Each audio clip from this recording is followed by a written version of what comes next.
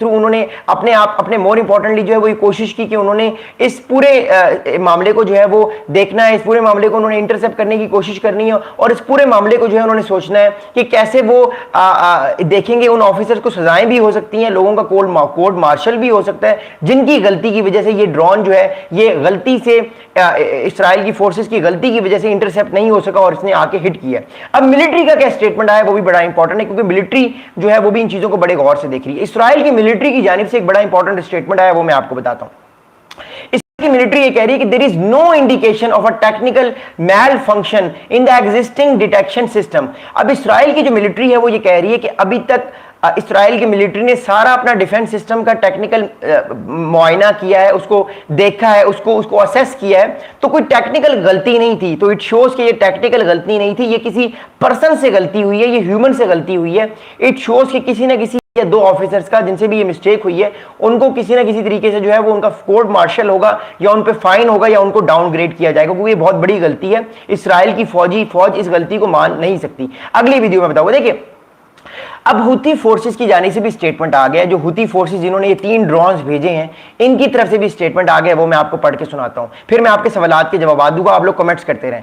हुती forces की तरफ से जो स्टेटमेंट आया उन्होंने ये कहा है कि the drone directly hit the airport and cause the airport to shut down halting air traffic. तो हुती फोर्सेस ने सेलिब्रेट किया है, उन्होंने ये बताया है इस्राइल को कि हमने इस्राइल के जो एयरपोर्ट के पर अटैक किया है और इस्राइल के एयरपोर्टों को हमने बंद करने की कोशिश की है और हमने अपनी पूरी सुपरियॉरिटी दिखाई है कि हुतीज के पास जो है वो एयर डिफेंस सिस्टम्स को मैनिपुलेट करके प्रिवेंट करके अटैक करने की कैपेबिलिटी है। अब मैं अगली बात करूंगा वो क्या, देखिए इस्राइल के एक I am so sorry for that, Houthi forces के एक स्पोक्स पर्सन है, इनका नाम है याह्या सारिया।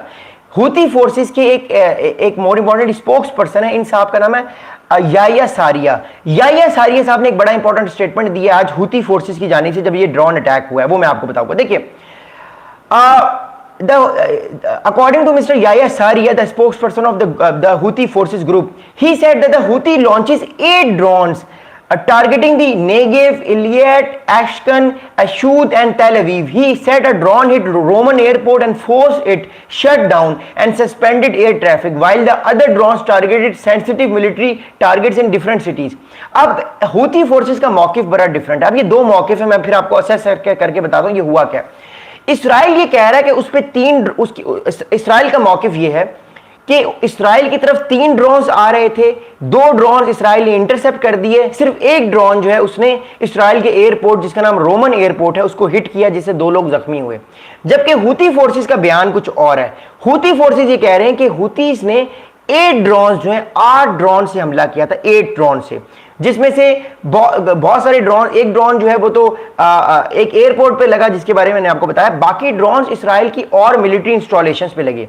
अब हमारे पास इस तरह की कोई, क्योंकि मैं एक अनबाइस्ड जर्नलिस्ट हूं, मैं सिर्फ एक चीज को फॉलो नहीं करता, मैं हुतीस को भी देखता हूं, मैं इस्राइल को भी देखता हूं। मैंने बहुत सारी डिफरेंट मीडिया सोर्सेज को कवर किया, ट्विटर पे मैं गया क्योंकि ट्विटर पे भी वायरल वीडियोस आ जाती हैं, बट अब तक मेरे पास कोई और इंफॉर्मेशन ऑथेंटिक नहीं आई कि इस्राइल के किसी और इलाके पे हमला हुआ है। अब तक जो मेरे पास इंफॉर्मेशन है उसके मुताबिक इस्राइल के सिर्फ इस्राइल का जो सिर्फ एयरपोर्ट है उस पर हमला हुआ है, उसके अलावा कोई और हमला नहीं हुआ। आई एम नॉट सेइंग कि जो हुतीस कह रहे हैं वो गलत है, लेकिन मेरे पास और कोई इंफॉर्मेशन नहीं है जिसके मुताबिक इस्राइल के किसी और मिलिट्री इंस्टॉलेशन पे अटैक हुआ हो। हुतीस ये कह रहे हैं कि हुतीस ने इस्राइल की मिलिट्री इंस्टॉलेशन पे भी अटैक किया। अगर किया भी होगा तो इस्राइल ने इंटरसेप्ट कर लिया होगा, सिर्फ एक ड्रोन इस्राइल इंटरसेप्ट नहीं कर सका जिसने अटैक करके नुकसान पहुंचाया। अगली बात मैं आपको बताऊंगा, according to the Israeli newspaper, अब ये मैं इस्राइल के न्यूज़पेपर को कोट कर रहा हूं, इस न्यूज़पेपर का नाम है हर्टिज न्यूज़पेपर के मुताबिक एटलीस्ट 2 पीपल गॉट इंजर्ड, सिर्फ 2 लोग इंजर्ड हुए इस अटैक में, इस्राइल पे जो हुआ है, किसी की डेथ नहीं हुई तो 2 लोग इंजर्ड हुए।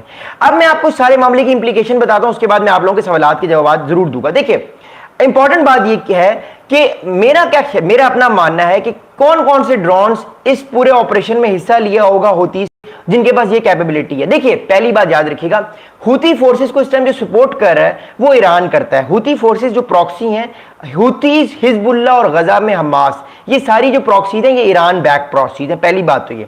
दूसरी बात है हुतीस के पास जो इस टाइम ड्रोन्स भी हैं, वो ड्रोन्स हुतीस जो हैं वो ईरान की मदद से इस्तेमाल करते हैं, ईरान को वो ड्रोन्स देता है। हुतीस के पास ये कैपेबिलिटी नहीं है कि वो इतने सारे ना लें, क्योंकि ईरान ही हुतीज को सपोर्ट करता है। अब कौन कौन से ड्रोन इस ऑपरेशन में शामिल हो सकते हैं वो मैं आपको बताता हूं, उसके बाद फिर मैं आगे बताऊंगा कि आने वाले दिनों में अब इसराइल क्या कर सकता है। देखिए, मेरे अपने पर्सनल एनालिसिस के मुताबिक या एक्सपीरियंस के मुताबिक दो ड्रोन्स या इन दोनों में से एक ड्रोन ने हमला किया होगा इसराइल के ऊपर, या इन दोनों, ये दोनों मिक्स ड्रोन्स होंगे, इन्होंने हमला किया होगा। पहला ड्रोन जो इस ऑपरेशन में हुतीस ने इस्तेमाल किया होगा, इसका नाम है शहीद 136। ये कामाकाजी लॉइटरिंग म्यूनिशन ड्रोन है, मतलब ये उड़ता रहता है उस इलाके में और फिर उसके अलावा फौरन उस इलाके में जाके अटैक करके फट जाता है और अटैक कर देता है। ये एक सुसाइड ड्रोन भी इसको कहते हैं।